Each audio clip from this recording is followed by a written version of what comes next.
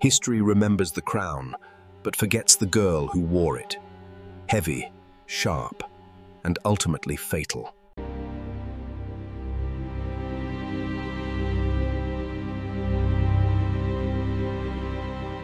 Her story begins in a European city, 1755.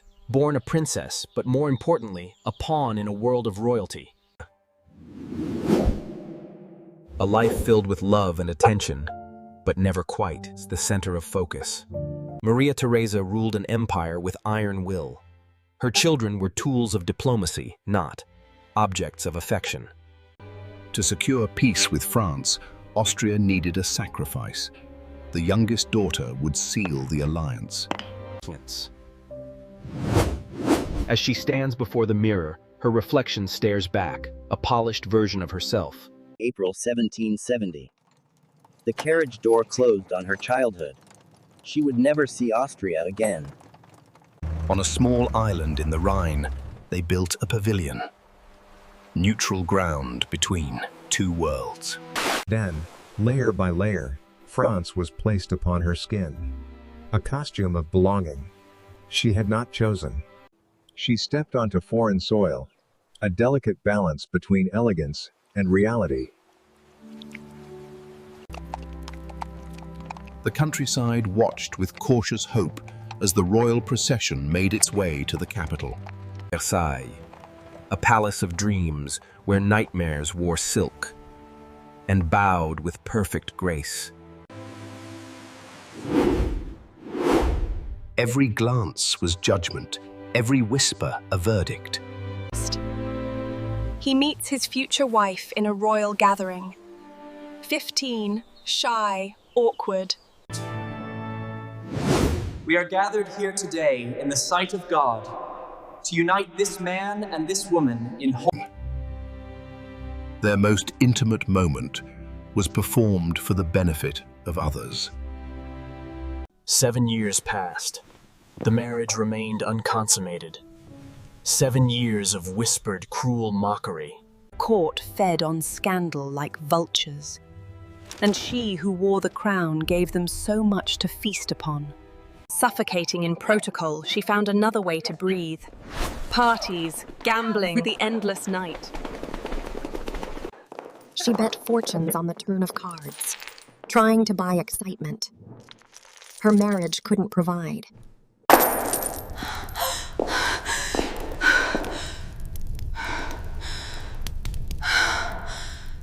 Their first words as monarchs. Protect us, Lord, for we are too young to reign. The weight of power was crushing. From the first moment, the burden was real. If she couldn't rule the country, she'd rule fashion. Her hair rose 3 feet. In this tranquil world, one can escape the formalities of their life. Beyond the castle gates, the kingdom was starving. After 8 years of marriage, a daughter. Finally, she was more than queen. She was mother.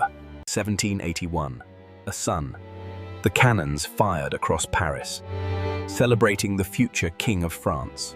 She built a perfect peasant village, playing at poverty, while real peasants faced starvation. The royal treasury was empty. Decades of war and waste had bankrupted the richest kingdom in Europe. The diamond necklace. She never bought it, never wanted it. But the scandal destroyed her anyway. They called her Madame Deficit, blaming one woman's gowns for a century of royal debt. Printing presses ran all night. Obscene pamphlets flooded the city, turning a figure into a monster. In the midst of turmoil, a mother mourns the loss of a loved one. May 1789. The Estates General convened. The king wanted tax reform, but unleashed revolution instead. The tennis court oath. Until France had a constitution. July 14th, the Bastille fell. Is it a revolt? Asked the king. No, sire. It's a revolution. October brought rain, and the women of Paris, marching together, demanding bread and dignity. She stepped onto the balcony alone. Facing death, she bowed her head with grace. October 6th, they left at dawn. The palace of the sun went dark forever. The Tuileries became their cage, still called a palace, but now a prison. She became a spy in her own home, writing coded letters, begging Austria for armies. Count Fersen, the Swedish noble who loved the woman, not the crown she wore. A desperate plan. Escape to freedom, or die trying. Disguised as servants, they fled into darkness, a desperate escape from their own people. But their carriage was a palace on wheels, too heavy, too slow, too proud to hide. A village postmaster. The return to Paris was a funeral. No cheers, no curses, just terrifying silence. Legend says her hair turned white overnight. Grief had aged her, a lifetime in a week. They accepted constitutional monarchy. In public, in private, they plotted its destruction. Elites. A nation declared war to save her. This made her the enemy within her own borders. August 10th. The mob stormed the palace. Royal power! Died in blood and smoke. Temple Tower. No longer king and queen. Just Louis and Antoinette, prisoners. Stripped of power, they found something precious.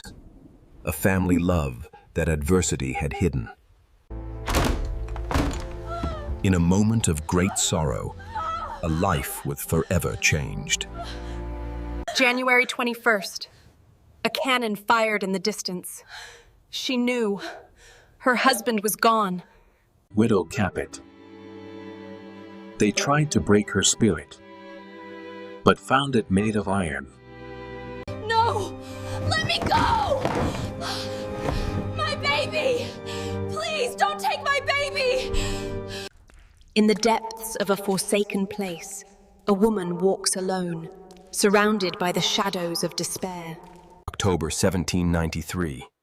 The trial began, not seeking truth, but justifying vengeance. I appeal to every mother here. Every mother here. For one moment, the courtroom fell silent. 4 a.m. Guilty! Death!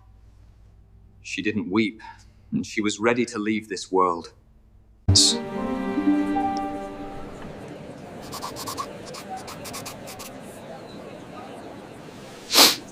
They cut her hair, bound her hands. She offered no resistance. She was gone. An hour through the screaming mob. Head high, eyes dry, seeing nothing but eternity. Pardon me, sir. I did not mean it.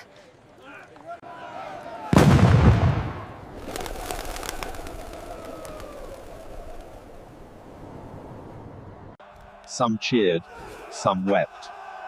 The act had left a legacy of questions that lingered in the minds of the witnesses. Thrown into an unmarked grave, covered in lime, as if she had never existed. The human spirit can be crushed by years of isolation. The confinement takes a devastating toll on those who endure it.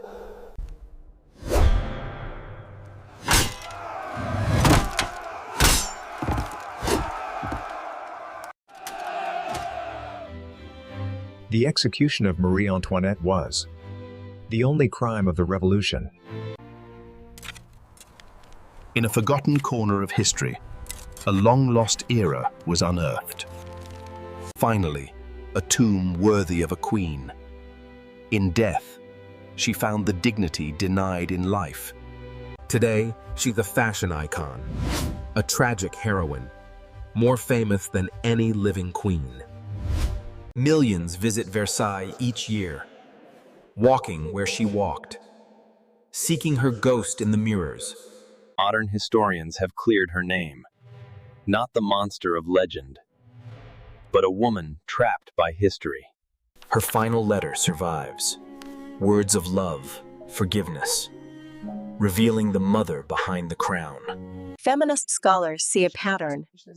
Powerful women blamed for the failures of men. The numbers don't lie. Her spending was tiny compared to the cost of war.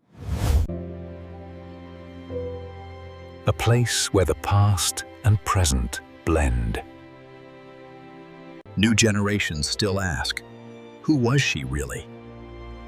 The search For truth never ends. History needed a villain, so they created one. From a frightened girl who never chose to be queen. Let them eat cake. She never said it. The phrase existed decades before her birth. A timeless smear campaign, destroying a reputation. Before the internet perfected it, she joined an ancient pattern. Powerful women blamed. When empires need someone to burn, the numbers don't lie. Government spending was tiny, compared to decades of costly wars. 1815. The Bourbons returned and searched the lime pit, seeking their martyred queen. Romantic painters reimagined her. From revolutionary villain to suffering saint and martyred mother. Before a major social change, a simple white muslin revolutionized fashion, liberating women from corsets and constraint. A queen's legend lives on, each generation reimagining her through their own dreams and fears. Modern feminists reclaimed her story. A symbol of women blamed for systems designed by men. Science now reads what she tried to hide, Love letters. crossed out for centuries. 10 million visitors each year, from every nation, drawn to her story's timeless questions. Not a symbol, not a saint, just a woman who loved, lost, and left traces behind. We still create scapegoats, still demand blood, just with hashtags instead of guillotines. We judge her from history's distance. But who among us could survive such scrutiny? In the end, she was neither villain nor saint, just a woman who tried to survive. Trees like this one have stood the test of time, their roots deep in the earth, outliving every changing season and revolution. Was she good or bad? The honest answer Resists such simple sleep. We must consider the complexities of human nature, choosing compassion over condemnation in our judgments. In her fractured reflection, we glimpse our own fragile mix of light and shadow. Her story ends, but questions remain. Sleep now, and dream of gentler judgments. The gardens remain, long after their makers. History exhales here. Once, this silk whispered when she moved. Now it lies still, holding only the echo of a body. Once, these rooms throbbed with music and intrigue. Now, only dust remembers the footsteps. Her secret refuge is open now. Anyone may walk her paths and borrow her quiet for a while. The river goes on, indifferent. We are the ones who cling to stories carved in stone. For every famous name, 1,000 forgotten. Her story is just one candle in the dark. The moon still watches over her last prison.